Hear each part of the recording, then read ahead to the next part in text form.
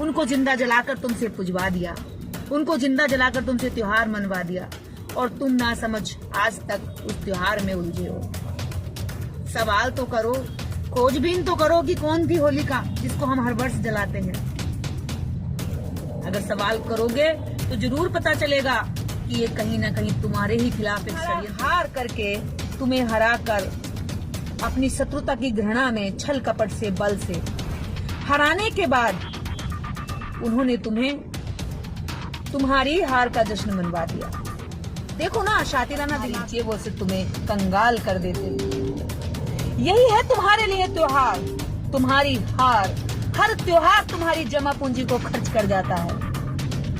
हर व्रत तुम्हारे बच्चों को कुपोषण का शिकार बना जाता है और उनके लिए हर व्रत उनके यहाँ फल फूल मेवा मिष्ठान और धन यानी कि दान। उनको नहीं फर्क पड़ता कि तुम्हारे बच्चे शिक्षित हो या ना हो। उनको नहीं फर्क पड़ता कि तुम्हारी महिला प्रसव पीड़ा के दौरान भले ही मर जाए, लेकिन अगर बच्चा बच जाएगा तो नाम तो पंडित ही धराएगा। पंडित की दुकानदारी सुबह से शाम चलेगी, मरने से जीने से। मैं फिर कह रही हूँ, इन त्योहारों में तुम्हारी हार छिपी है।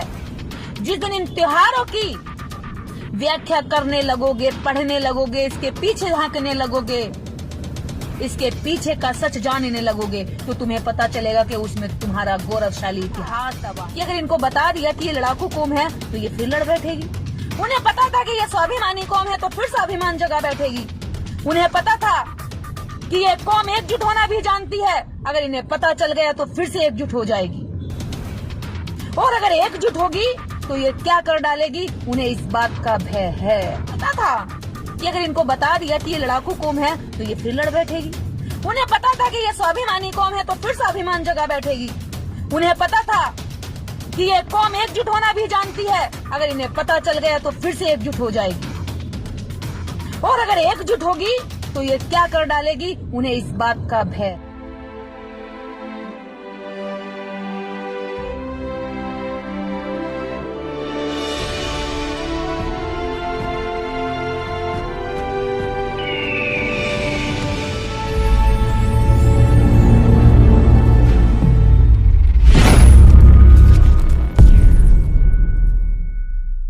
होलिका अगर बुरी थी तो पूजते क्यों हैं, और अगर अच्छी थी तो जलाते क्यों हैं? इन दो बातों में फर्क तो बताइए। फर्क बताते नहीं हैं और त्योहार मनाने के लिए आम जनता पर थोप दिया गया है। मैं अपने बहुजन समाज के लोगों से कहना चाहूंगी कि हे बहुजनों, ये जो ना सवाल करने की आदत है तुम्हारी, ये तुम्हारी आजादी की सबसे बड़ी रुकावट है। तुम्हारी खामोशी, गलत पर तुम्हारी खामोशी तुम्हारी गुलामी की सबसे बड़ी बेड़ियां हैं, क्योंकि तुम सवाल नहीं करते। जैसे जिसने कहा वैसे मान लेते हो, और जैसे जिसने कहा वैसे मान लेना मूर्खता या जानवर की, पशु की पहचान होती है, इंसानियत या इंसान की नहीं। जागरूक बनो, पूछो कि होली कौन थी। जब होलिका का इतिहास निकालते हैं तो यह तुम्हारे ही बहुजन समाज की एक बेटी थी, जो शायद तुम्हारे लिए कभी काम कर रही होगी, तुम्हारी आजादी के लिए लड़ रही होगी, तुम्हारे हक अधिकारों की बात कर रही होगी, जैसे आज भी कई बेटियां कर रही हैं। उनको जिंदा जलाकर तुमसे पुजवा दिया, उनको जिंदा जलाकर तुमसे त्योहार मनवा दिया और तुम ना समझ आज तक उस त्योहार में उलझे हो। सवाल तो करो, खोजबीन तो करो कि कौन थी होलिका जिसको हम हर वर्ष जलाते हैं। अगर सवाल करोगे तो जरूर पता चलेगा कि ये कहीं ना कहीं तुम्हारे ही खिलाफ एक षड्यंत्र था, जिसके त्योहार के पीछे छुपा दिया गया। बहुत सारी त्योहार यानी तुम्हारी हार। त्योहार मतलब त्यों मतलब तुम्हारी, हार मतलब हार। इसी को तुम्हारी हार कहा गया है। और जहां जहां तुम्हारी हार हुई है वहां वहां तुम्हारे दुश्मन ने त्योहार मनाया है। वो त्योहार मनाए तुम्हारी हार पर तो जमता है कि ठीक है कि वो त्योहार मना रहा है क्योंकि उसने तुम्हें हराया है, लेकिन तुम हारने के बाद तुम उनकी जीत का जश्न क्यों मना रहे हो? एक हारने वाला मैंने कभी नहीं देखा। अपने ही महापुरुषों की हत्या करने के बाद रोना बिलखना चाहिए, बदला लेना चाहिए, उस गलती से सीखना चाहिए कि आगे ऐसी कोई गलती ना हो, हमारा कोई दोबारा से व्यक्ति ना मारा जाए, हमारे राजाओं का नरसंहार न किया जाए, उनके राजपाट को छल कपट से छीना न जाए, हमारी विद्या को न छीना जाए, हमारी जमीनों को न छीना जाए, हमारे अधिकारों को न छीना जाए, हमारे शस्त्र को न छीना जाए, हमारी सीमाओं पर आक्रमण न किया जाए। इसलिए तुम्हें देखना चाहिए, जांचना चाहिए, परखना चाहिए कि वो कर क्या रहे हैं। लेकिन उन्होंने तुम्हारा हार करके, तुम्हें हरा कर, अपनी शत्रुता की घृणा में छल कपट से, बल से हराने के बाद उन्होंने तुम्हें तुम्हारी हार का जश्न मनवा दिया।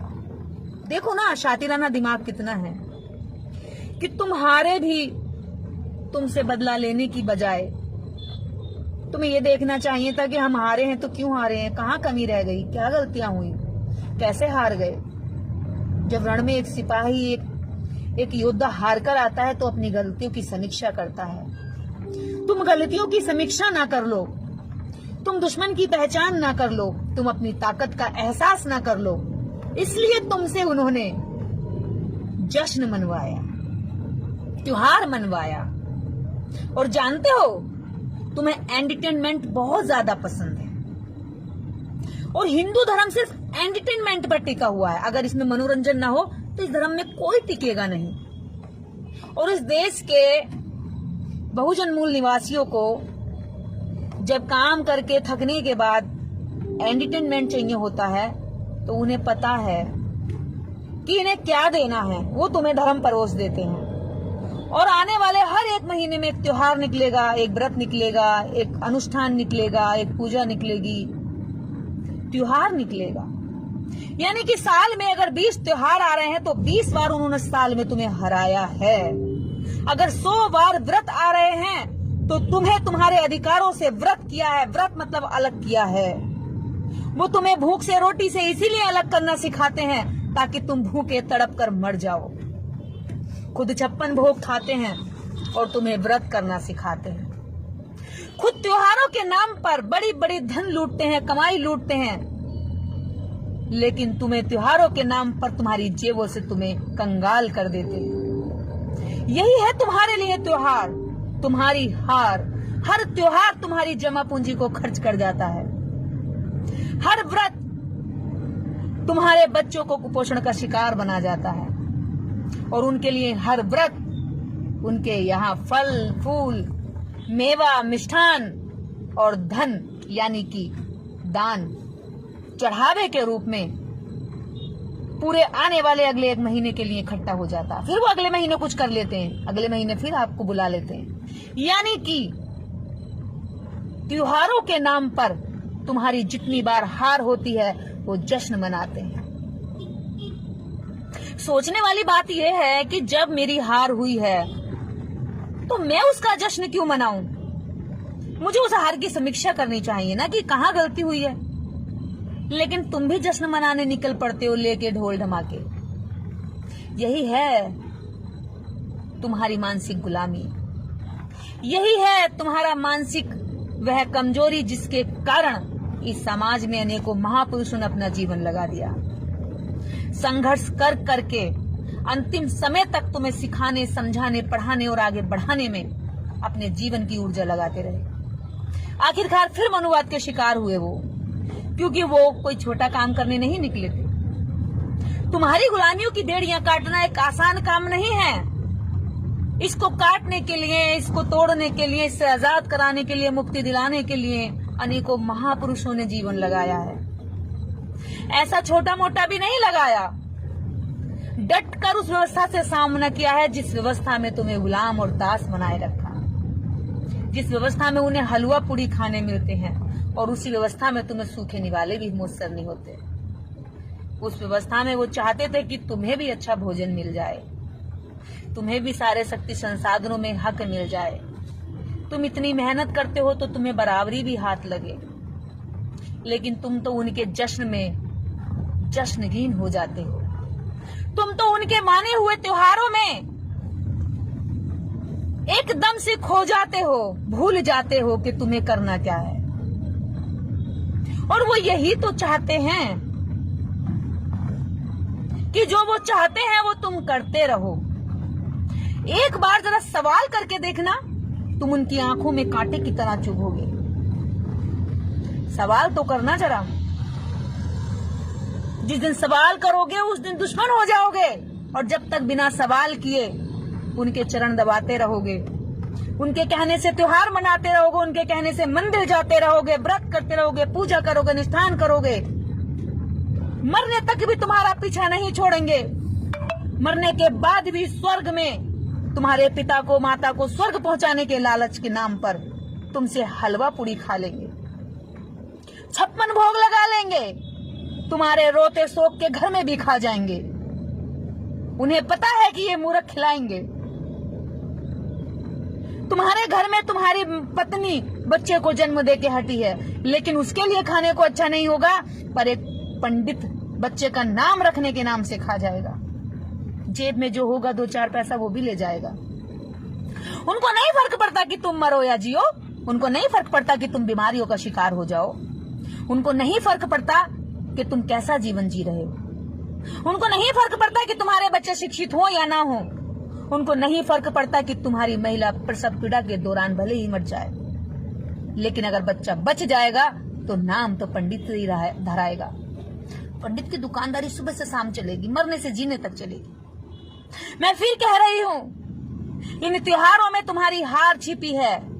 जिस दिन इन त्योहारों की व्याख्या करने लगोगे, पढ़ने लगोगे, इसके पीछे झांकने लगोगे, इसके पीछे का सच जानने लगोगे, तो तुम्हें पता चलेगा कि उसमें तुम्हारा गौरवशाली इतिहास दबा है, जिसको उन्होंने काले पन्नों के नीचे दबा दिया।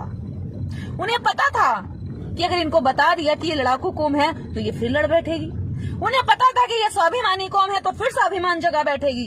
उन्हें पता था कि ये कौम एकजुट होना भी जानती है, अगर इन्हें पता चल गया तो फिर से एकजुट हो जाएगी, और अगर एकजुट होगी तो ये क्या कर डालेगी, उन्हें इस बात का भय है।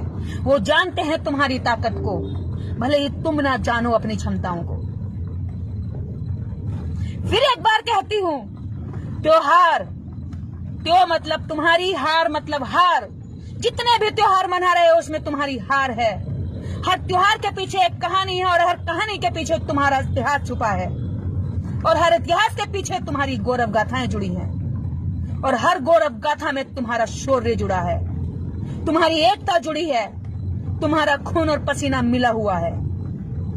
इस मिट्टी के कण में तुम्हारा श्रम लगा है, और उसी श्रम को जिसने छल किया, कपट किया, धोखा दिया, धोखाधड़ी की, शाम दाम दंड भेद, हर तरह से जब तुम्हें छल कपट कर तुम्हें हरा दिया गया, तो उन्होंने कहा कि चलो हम जश्न मनाएंगे, त्योहार मनाएंगे, और उन्होंने जश्न मनाया। वो जश्न में झूमे, नाचे, गाए कि हमने मूल निवासियों के राजाओं को मारकर जश्न मना लिया। लेकिन तुम किस खुशी में झूम रहे हो, थोड़ा सा बताना जरा मुझे। तुम किस खुशी में काले पीले होकर घूम रहे हो? होलिका कोई और नहीं, होलिका तुम्हारे ही समाज की एक वीरांगना थी, एक वीर महिला थी, एक ऐसी वीर महिला जिसने व्यवस्था के आगे घुटने नहीं टेके। उसने कहा मरना मंजूर है, लेकिन तुम्हारे आगे मैं घुटने नहीं टेकूंगी। क्या अपनी बेटियों के मरने पर कोई जश्न मनाता है? तुम्हें जरा भी लज्जा नहीं आती? क्या यह सभ्य समाज और तुम्हारे संस्कारों के प्रतिकूल है? अगर तुम्हें लगता है कि अपनी बेटियों को जलाकर जश्न मनाना चाहिए तो होली मनाना। एक उंगली जलने पर भी तकलीफ होती है, तुम अपनी जिंदी बेटियों को जलाने की कल्पनाओं में जश्न मनाते हो। ये शर्म की बात है। तुम्हारे बच्चे तालियां बजाते हैं, इससे सीधा सीधा पता चलता है जब तुम्हारे घर की महिलाओं को जलाया जाएगा तो तुम्हारे बच्चे विरोध नहीं करेंगे, क्योंकि उन्होंने बचपन से एक औरत के जलने का जश्न मनाया है। जब होलिका को जलाया जा रहा है तो कल और अन्य महिलाओं को जलाया जाएगा, तुम्हारे बच्चे कैसे रोक लेंगे? उनके दिमाग में तो ये चीज बिठाई जा रही है कि एक महिला को जलाना क्रूरता नहीं होता, आपराधिक दंड नहीं होता, ये तो सभ्यता है, ये तो हमारे संस्कार हैं। जब हमारे संस्कारों में ये बात ट्रांसफर हो रही है कि हमारे बच्चे किसी स्त्री को जलाकर हलवा पूड़ी खाएं, पकवान खाएं, जश्न मनाएं, रंग लगाएं, नाचे गाएं, तो मुझे बताइए क्या ये त्योहार सभ्य समाज के लिए अच्छे होंगे? कैसा समाज बनाना चाहते हो? क्या इसको हम सभ्य समाज कह सकते हैं? मैं वैदिक संस्कृति के लोगों से नहीं कह रही, क्योंकि उनके तो त्योहारों में, उनके तो जश्न में हमारा जो बुरा सत्यानाश किया जाता है उस पर उन्होंने किया है। हमें छल कपट से जब हराया तब उन्होंने अपने जश्न मनाए हैं। वो हर त्योहार पे जश्न मनाते हैं और हम अपनी हर हार पर त्योहार मनाते हैं। यही अलग अलग उनका और हमारा पहचान करने का तरीका है। बेटियों को, बच्चियों को आजादी देना चाहते हो, लेकिन बेटियों के, बच्चियों के सामने होली का दहन करके खुशियां मनाते हो। शर्म नहीं आती है? समाज में लड़कियों के लिए सरकारों से सुविधाएं चाहते हो, उनके हक अधिकारों की बात भी करना चाहते हो, उन्हें स्कूलों कॉलेजों में भी भेजना चाहते हो, उन्हें आईएएस, पीसीएस, डीएम, कलेक्टर भी बनाना चाहते हो, लेकिन उन्हीं के सामने एक औरत को जलाकर जश्न मनाते हो। शर्म नहीं आती है? कैसे पिता हो तुम? कैसे भाई हो तुम, जो तुम एक बार भी नहीं सोचते? बिना सोचे विचारे जलाने चल देते हो। कौन सोचेगा? तुम्हें तो सोचना पड़ेगा। कौन आएगा सोचने के लिए? कौन आएगा बुरी प्रथाओं को खत्म करने के लिए? तुम में ही तो किसी को एक को आना पड़ेगा। तुम में से ही तो लोगों को उठना पड़ेगा कि ये गलत है, बस बहुत हुआ। जब तक नहीं जानते थे गलत का साथ दिया, लेकिन जब जानेंगे तो गलत का साथ नहीं, उसका खंडन करेंगे, उसका विरोध करेंगे। ये हमारे देश के लिए नहीं, विश्व स्तर पर भी अगर इस बात को जाना जाए कि एक होली का कोई लड़की थी, महिला थी, उसको जलाकर मारा जा रहा है, तो ये शर्मनाक बात होगी। अन्य देशों के लोग भी, इससे बाहर भी लोग अगर देखेंगे, सुनेंगे तो हंसेंगे कि ये कितने मूर्ख लोग हैं। स्त्री कितनी भी बुरी हो, किसने दिया तुम्हें जलाने का हक? हाँ, अगर स्त्री ने अपराध किया है तो उसके लिए कानून है, उसके लिए कानूनी प्रावधान है, उसके लिए भी सजाएं हैं। लेकिन एक स्त्री को जलाकर पूरा समाज इकट्ठा होकर एक स्त्री को जलाकर जश्न मना दे और कह दे कि वो बुरी थी। और वो बुरी कैसे थी? और अगर बुरी थी तो उसकी पूजा क्यों होती है? पहले उसकी पूजा करते हैं, उसकी पूजा करने के बाद होली मैया कह के उसको पूजते हैं, और उसके 1 घंटे बाद होली मैया को दिल निकलने से पहले ही अंधेरी रात में फूंक देते हैं, जला देते हैं, आग के हवाले कर देते हैं। समझ में नहीं आता, उसकी पूजा करते हो, उससे नफरत करते हो, क्या करना चाहते हो? अगर नफरत है तो फिर उसकी पूजा क्यों? और अगर पूजा करते हो तो इतनी नफरत क्यों कि उसमें आग लगा देते हो? हे मेरे देश के लोगों, थोड़ा विचार करो। कुछ लोगों ने तुम्हें गुमराह कर दिया और तुम वैसे ही चल दिए। मैंने भी बहुत होली दिवाली मनाई, शायद तब मैं शिक्षित नहीं थी, शायद तब मेरी शिक्षा का कोई महत्व नहीं था, क्योंकि मैं सही और गलत में फर्क नहीं कर पाती थी। पर मुझे आज गर्व है कि लाखों करोड़ों लोग अपनी शिक्षा के महत्व को समझ रहे हैं। इस देश में सती प्रथा भी हुआ करती थी। स्त्रियों को पति के मरने के बाद जिंदा चिता पर रखकर जला दिया जाता था, लेकिन देश में इस कानून को भी बदला गया। अगर प्रथाएं गलत हैं, अमानवीय हैं और मानव हित में नहीं हैं, तो वो प्रथाएं बदलनी चाहिए। इसको भारतीय संविधान भी कहता है, इसको कानून भी कहता है। प्रथाएं वो होनी चाहिए जो तर्कसंगत हो। प्रथाएं, संस्कृति, सभ्यताएं वो होनी चाहिए जो मानवीय हित में हो, जो हमारी बुद्धि की कसौटी पर खरी उतरती हो। जो बातें, जो त्योहार हमारी बुद्धि की कसौटी पर तनिक भी खरे नहीं उतरते हो, तो उनको हम क्यों मनाएं और अपने बच्चों को क्यों बताएं? थोड़ा तो विचार करो। कौन विचार करेगा? आप ही तो करोगे। जिस समाज में बुराइयां होती हैं, उसी समाज में अच्छाइयों को निकलना पड़ता है। जिस समाज में कुप्रथाएं का चलन फैल जाता है, उसी समाज में कुछ अच्छे लोगों को हिम्मत करके उसका विरोध करना पड़ता है, क्योंकि सब में इतनी क्षमता नहीं होती। लेकिन मुझे लगता है जितने लोग मुझे सुनते हैं, शायद उनमें है कुछ क्षमता जो बदलने की हिम्मत रखते हैं। इसी के साथ जय भीम, जय भारत। अपनी बेटियों को